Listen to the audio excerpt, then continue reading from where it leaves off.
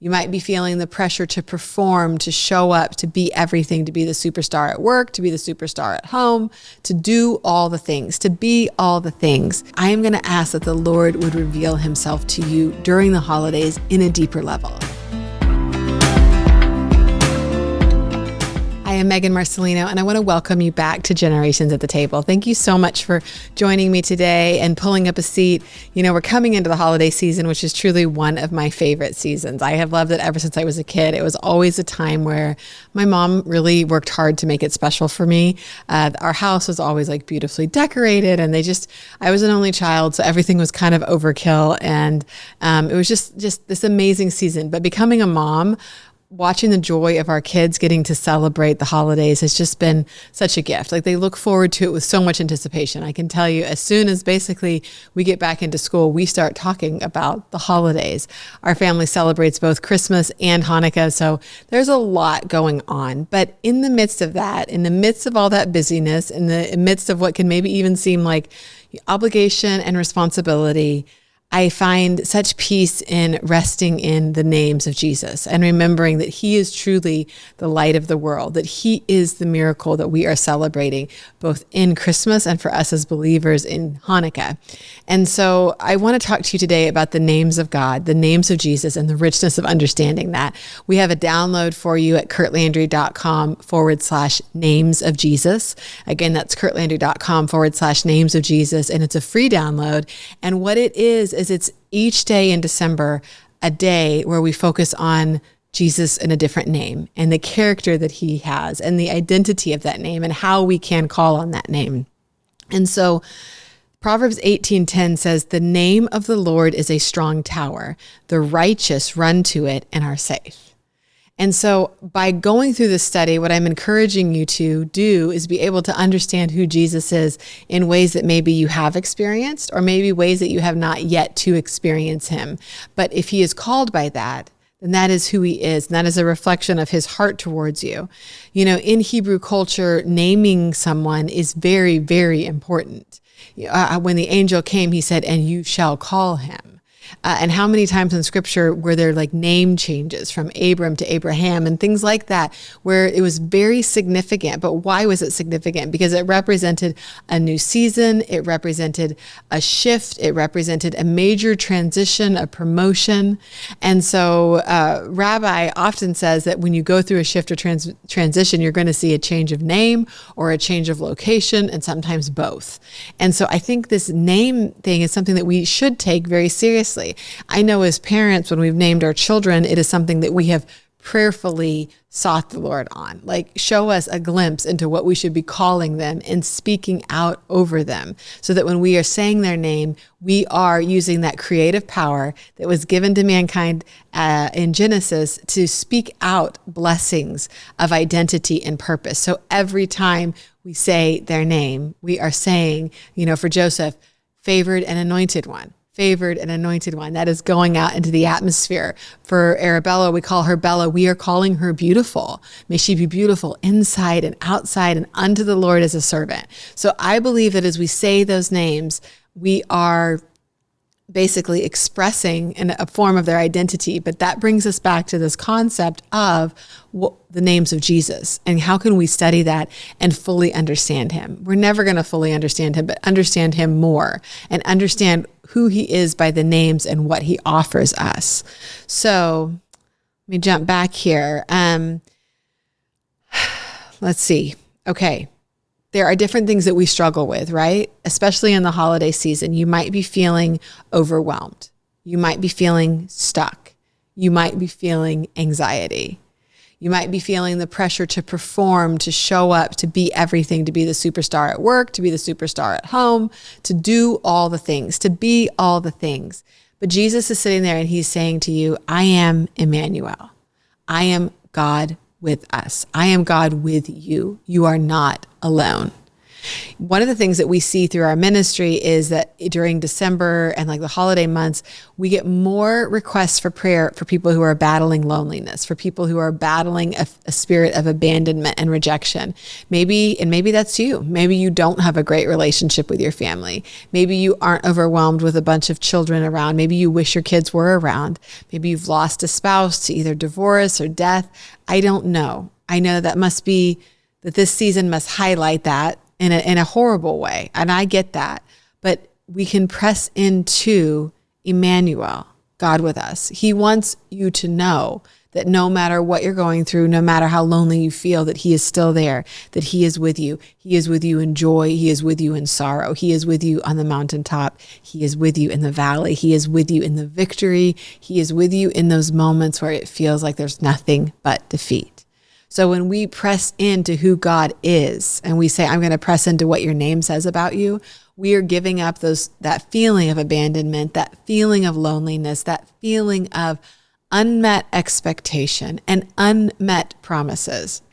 I was doing some study this morning, just personal, and this is something I want to dive in further, but I was looking at what is it about Emmanuel that the Jewish people as a whole cannot recognize as Messiah? What is it? And if you go into that, that's a whole nother can of worms that I am not attempting to open.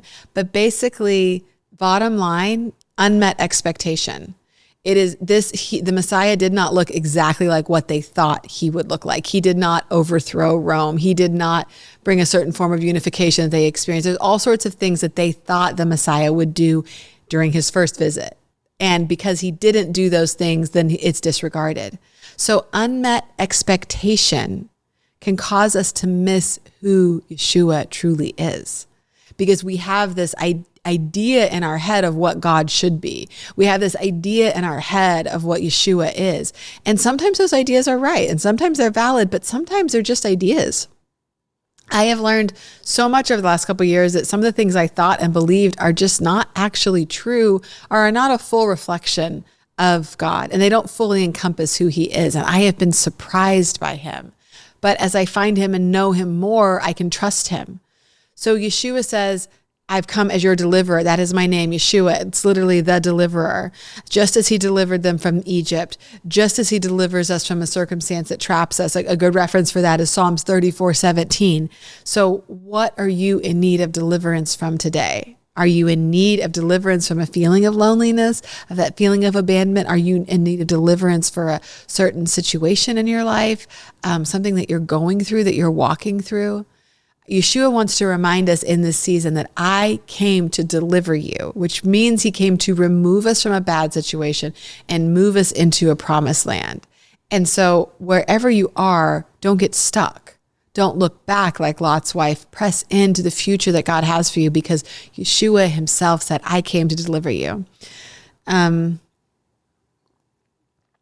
you're battling anxiety.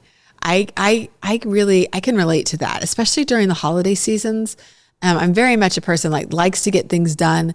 And we've got stuff going on right now where I've just got this list of things that I'm trying to accomplish by a certain day, and it's overwhelming. And if I lean into my own strength, I start to feel anxious about it, and it makes me cranky and it makes me not the best mom and not the best wife. But Jesus says, I came, one of his names is Sar Shalom, the Prince of Peace, which means he is offering me peace.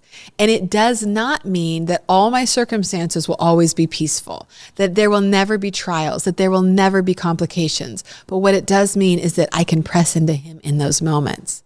He is Sar Shalom. He is my Prince of Peace. He is Yeshua. He is my deliverer. He is Emmanuel. He is God with me. He is present. I am not alone. So when we take the time to study these names, I think it's such a good grounding practice for us during the holidays when things get busy, or when you're battling anxiety, loneliness, depression. You need a deliverer from your situation. We press in and we say, I am going to go to the core foundation, to the root, to the baseline of who you truly are. I am going to call on your name. I'm going to call on the name of the Lord. And I'm not just calling on God. I am calling on Emmanuel, God with us. I need you to show me that you're here now in this season. I'm calling on Yeshua because I need deliverance. I'm calling on Sar Shalom because I need the Prince of Peace to break through this anxiety that I'm going through. That's the power of using your voice to call on his name. But do you know those names? Do you even know him in those ways? I think a lot of times we have experienced him in those ways that maybe we don't realize that there's a name linked to that. So if we can create that link in our brain and say, this is who I need. This is the version of you I need. You know, my husband and I, we don't always call each other by each other's names, but if I use his full name, if I say Paul Charles, he knows, like, I'm serious. I'm trying to get his attention. I didn't say babe. I didn't say Paul. I didn't say Polly. I'm like, Paul Charles, like, he will stop. Thank goodness. And he's like, okay, she's serious. She is asking for my attention. But it's like the name and the tone. But I know him in all of those ways. I know those different versions of him. He is there. There's different versions of your relationship with people, right? Like, you know them layer upon layer.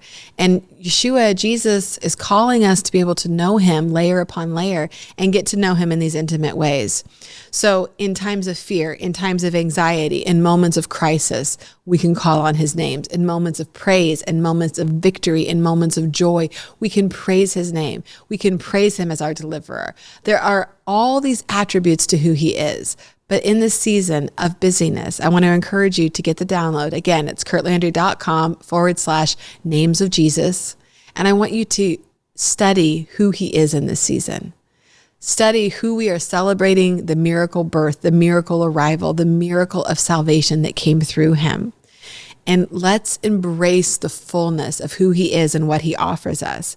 Emmanuel, when you need his presence. Yeshua, when you need deliverance. Messiah, when you need purpose and salvation. Sar Shalom, when you need peace. There's all of these names. There's all of these attributes that he is offering us. And in this season, when it's tempting to get distracted by the lights and the glitter and the responsibilities and the extra things at school and all of the things, it's like, can we get back to the basics of who he is and who he wants to be in our life? And how he desires to be known by us, because he desires relationship with us. In every season we are in, the good seasons, the hard seasons, the seasons of victory, the seasons of challenge, we can call on his name.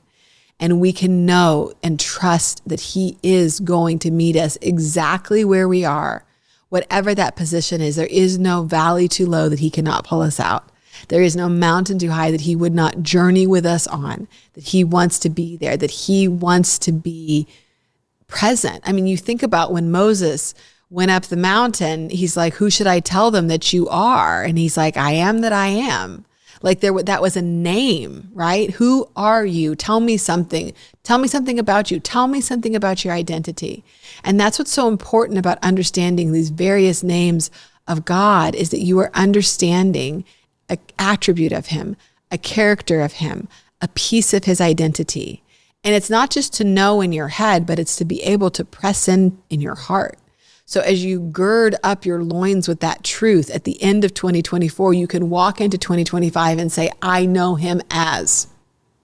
I've seen him operate in my life as. I know that in 2025, I'm going to see him demonstrate this form and this character and this promise, because it really is a promise of who he is and who he desires to be in your life. He is more than just salvation. Yes, salvation is the greatest gift, but he is also your deliverer, your healer, your provider. When I pray the Psalm 91 prayer in the morning, I say, I trust you as, and then I list off some of those names and those attributes, because we're expressing a heart posture of, I know you as this way, and I know that you can provide these things. So I'm going to pray for you today. These holiday seasons are so full and they're so busy, but I am going to ask that the Lord would reveal himself to you during the holidays in a deeper level. So Lord, I just lift up every heart that is listening today, every heart that is watching. And I just ask that in this holiday season, when we are full of busyness and we are full of all the things and all the responsibility, that you would reveal yourself to us layer upon layer, and that we would begin to know you in a more intimate way. And we would begin to see you working in our lives as Redeemer, as salvation, as healer, as provider. That those names that you are, that you say, this is who I am who I am, that we would begin to know those and begin to embrace and fully embrace that identity in you and of you. And that we would become image bearers, that we would carry those names into the nations to expand the kingdom, to unlock kingdom destinies, and to fulfill our purpose in 2025. Thank you so much for joining me today. Once again, I'm giving you this link. It's a free resource, but I just feel like it's so foundational for this season. It's curtlandry.com/names of Jesus. Get your download today and join me on the study of who God is and who he wants to be in your life. And undergird that foundation in this busy season so that you can stay focused on him and the miracle of salvation and the miracle of Jesus and the festival of lights.